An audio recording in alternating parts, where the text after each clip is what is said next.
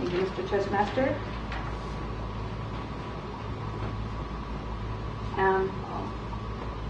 Pat, I'm also Pat. I'm also doing this for my book. Yes.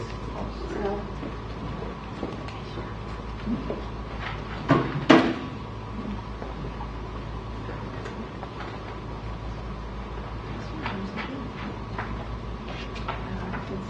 Religion is unguarded.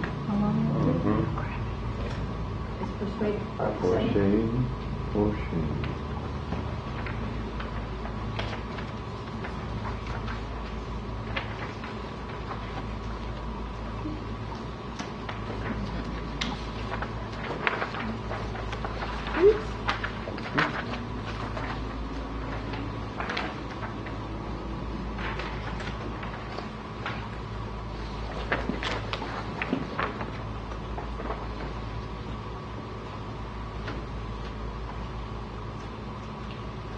When I was about 7, 8 years old, my brother and I loved to go to my uncle's house and play across the field.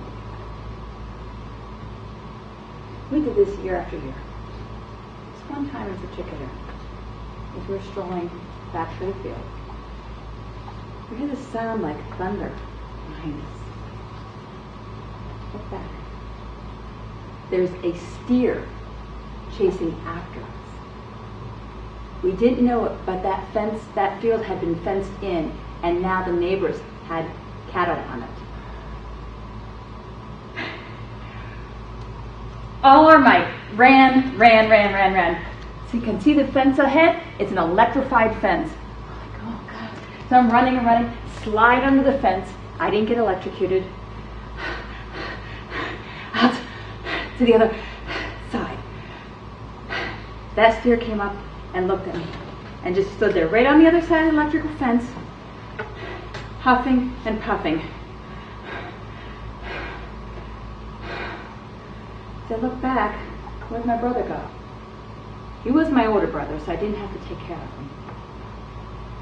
I see another steer over by the tree line, looking up, solid, looking up into the tree.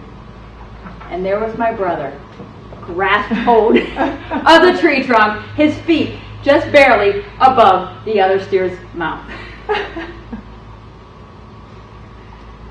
So why am I telling you this story? Why am I showing you this story? Gestures add to the impact of the story. I could have said, we ran, we looked, there was a steer. Boy. But by adding the gestures, it engages your audience. You can sell them on what you're trying to tell them. And you can help them to remember and implement what you've shared.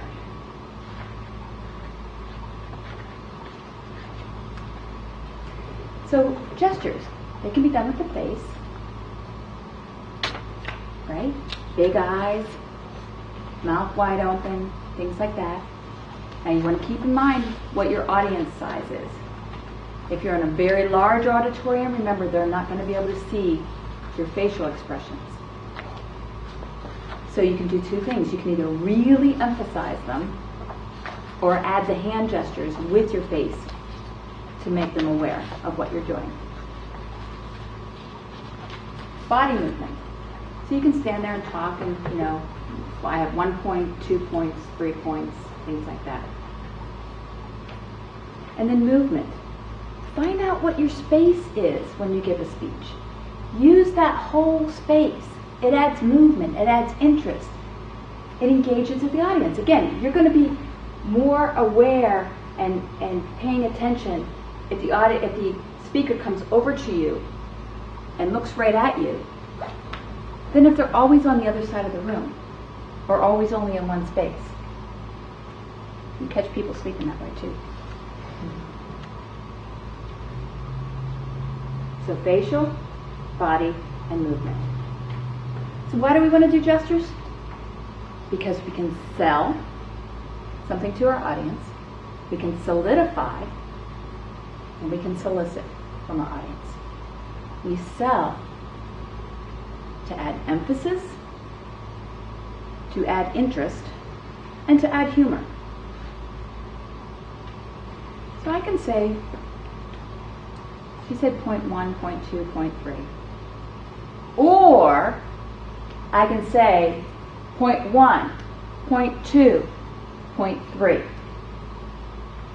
Catch that? You can add interest. I can tell you a story where he knocked at the door. Or I can say he knocked at the door. Or better yet, a sneaky trick, he knocked at the door. So you add interest. Remember we wanted to add spices to our speech. So we add interest with that. And we can add humor. I can tell you a story. She ate the lemon. Okay, fine. Or I can say, she ate the lemon.